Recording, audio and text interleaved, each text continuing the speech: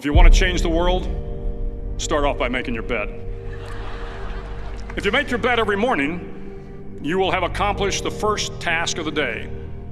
It will give you a small sense of pride, and it will encourage you to do another task, and another, and another. And by the end of the day, that one task completed will have turned into many tasks completed. Making your bed will also reinforce the fact that the little things in life matter. If you can't do the little things right, you'll never be able to do the big things right. And if by chance you have a miserable day, you will come home to a bed that is made, that you made. And a made bed gives you encouragement that tomorrow will be better. To pass SEAL training, there are a series of long swims that must be completed. One is the night swim. Before the swim, the instructors joyfully brief the students on all the species of sharks that inhabit the waters off San Clemente. They assure you, however, that no student has ever been eaten by a shark, at least not that they can remember.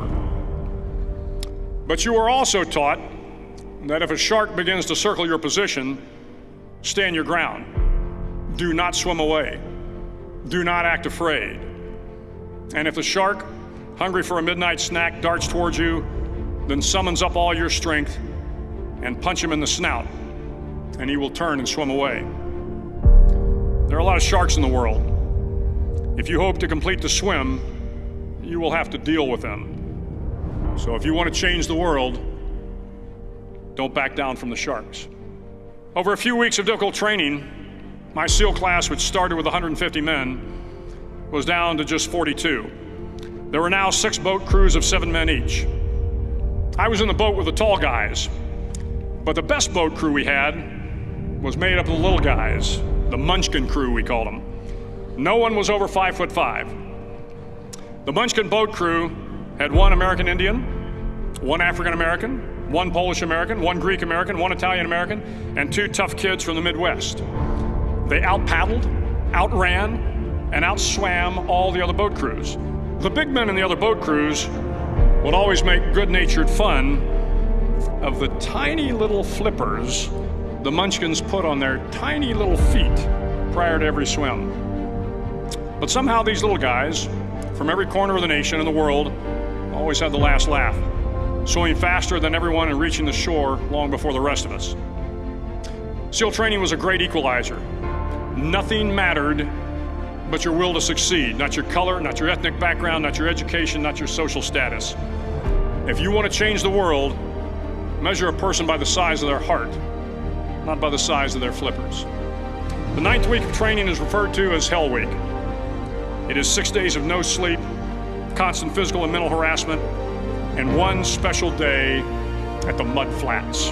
The Mud Flats are an area between San Diego and Tijuana where the water runs off and creates the Tijuana Sloughs, a swampy patch of terrain where the mud will engulf you. It is on Wednesday of Hell Week that you paddle down to the Mud Flats and spend the next 15 hours trying to survive this freezing cold, the howling wind, and the incessant pressure to quit from the instructors. As the sun began to set that Wednesday evening, my training class, having committed some egregious infraction of the rules, was ordered into the mud. The mud consumed each man till there was nothing visible but our heads. The instructors told us we could leave the mud if only 5 men would quit. Only 5 men, just 5 men, and we could get out of the oppressive cold. Looking around the mud flat, it was apparent that some students were about to give up. It was still over 8 hours till the sun came up. 8 more hours of bone-chilling cold. The chattering teeth and the shivering moans of the trainees were so loud, it was hard to hear anything. And then one voice began to echo through the night. One voice raised in song. The song was terribly out of tune, but sung with great enthusiasm. One voice became 2, and 2 became 3, and before long, everyone in the class was singing.